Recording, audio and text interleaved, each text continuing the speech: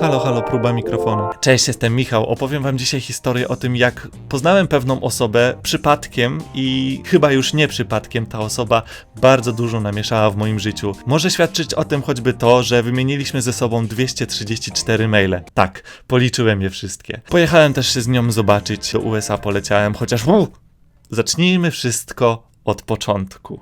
Wakacje 2015. Moja mama wsiadła do pociągu ze Szczecina do Gdyni. Dosiadła się naprzeciwko tajemniczego turysty z Ameryki. Cześć, jak się masz? Dobrze. My name is Steve. Amerykanie są znani z ekstrawertyzmu, a Steve jest w top 1 najbardziej ekstrawertycznych Amerykanów ever. Opowiada, że kocha Polskę, lubi słuchać Zakopower i już w następnych dniach mama oprowadzała go rowerami po Trójmieście. Po 2 latach Steve wrócił na wakacje do Polski ze swoją żoną Carol. Nagle dzwoni do mnie mama. Michał, Steve szuka zakwaterowania. Na dzisiaj. Może by przenocował u ciebie?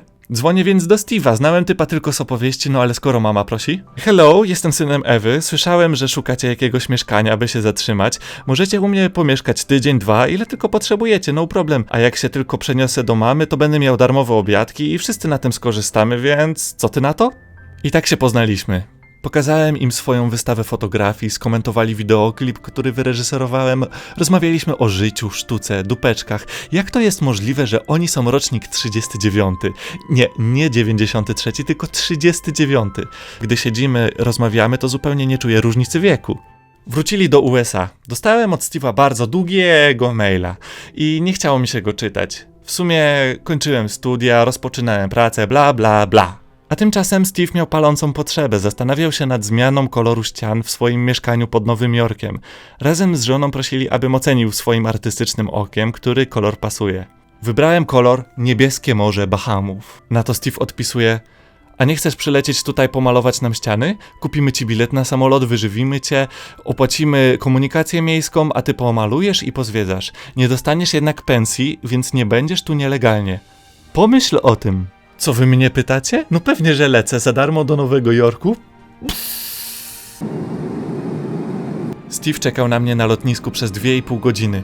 Umierał już z głodu. Gdy tylko wsiedliśmy do metra, rzucił się na moje orzeszki. A video of us entering the subway. O, tutaj na zdjęciu to uwieczniłem. Steve, you're always taking pictures of everything I'm doing.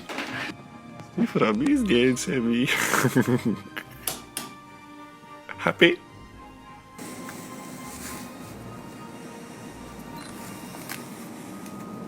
Hello. Hello.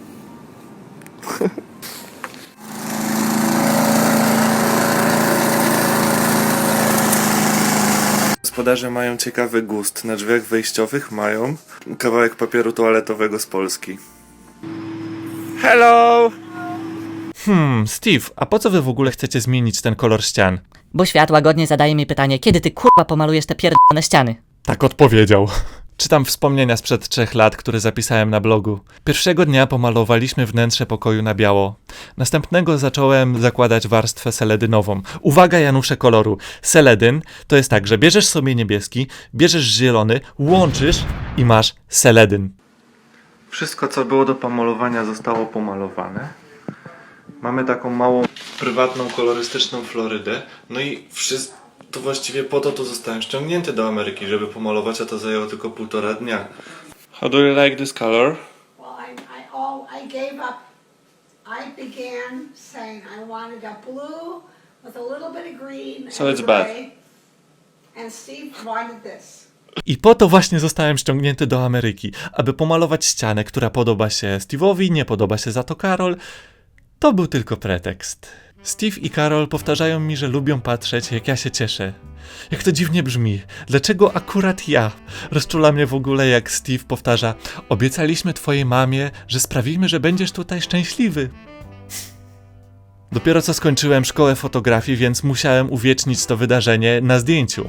Złapałem za aparat i poprosiłem Carol, żeby zapozowała. Akurat miała czapkę pod ręką. Za to nie miałem pomysłu na to, jak zrobić zdjęcie Steve'owi z nowym kolorem ściany, ale zaraz obok na szafce mieli położone kilkaset złotych. To mówię: Steve, łap to. Wszyscy dobrze wiecie, że Steve uwielbia robić zdjęcia, więc i tutaj wykazał się bardzo dużą inicjatywą. Jedliśmy sobie akurat chińszczyznę z takeawaya i akurat założyłem sobie torbę na głowę i pałeczki włożyłem w usta i wtedy Steve dołożył mi okulary na nos. I teraz można robić fotkę. Steve wyciągnął z garażu rower i nazwałem go Rutinos Corbin, ponieważ był taki kolorowy jak Rutinos Corbin. Pojechałem sobie rowerkiem pozwiedzać okolice. Holy motherfucking shit! What the fuck is this? Trafiłem tu troszkę przypadkiem. Troszkę. I wtedy Steve sobie coś przypomniał. Napisałem mu raz w mailu, że inspiruje mnie taki fotograf, nawet pisałem o nim licencjat. Jest ze stanu Massachusetts i robi świetne zdjęcia. I Steve zapakował nas do samochodu razem z tym rowerem i pojechaliśmy dokładnie na lokacje, w których ten fotograf, o którym pisałem licencjat, robił zdjęcia.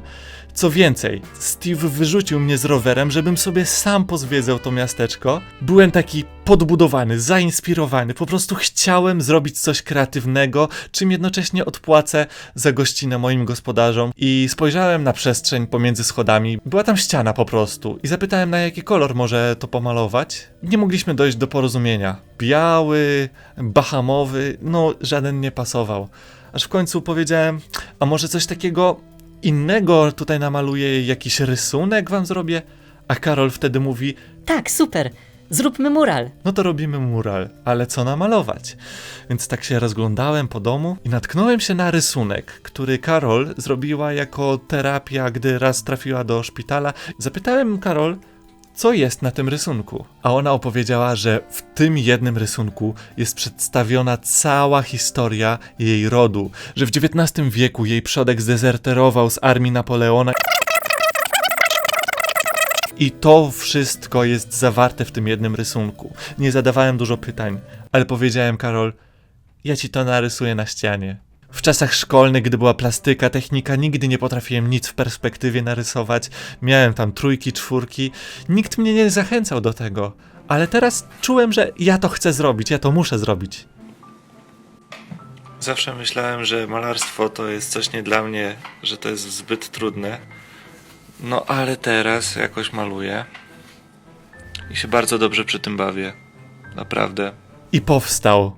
Jestem z niego dumny. Szczególnie, że jest to w takim miejscu mieszkania, że zawsze jak się przechodzi obok tego, to się na to patrzy. Tego nie można ściągnąć, nic, po prostu to jest tam na zawsze.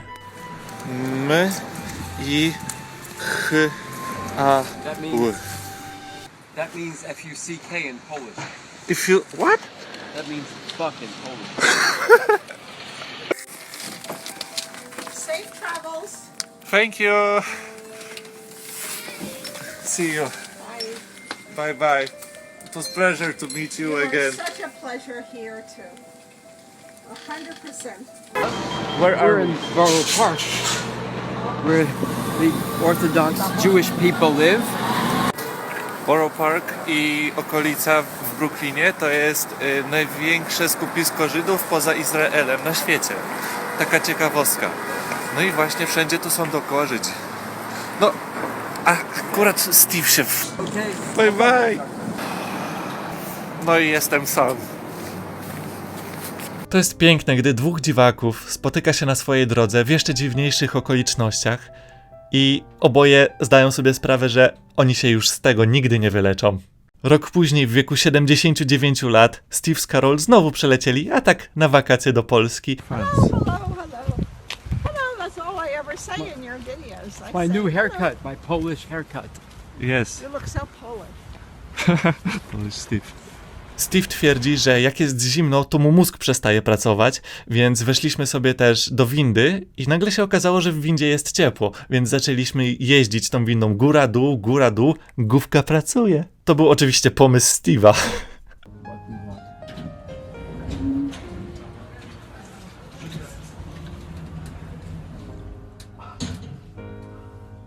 That must be another warm place. Nie zdawałem sobie wtedy sprawy, ale to był ostatni raz, kiedy widziałem Steve'a.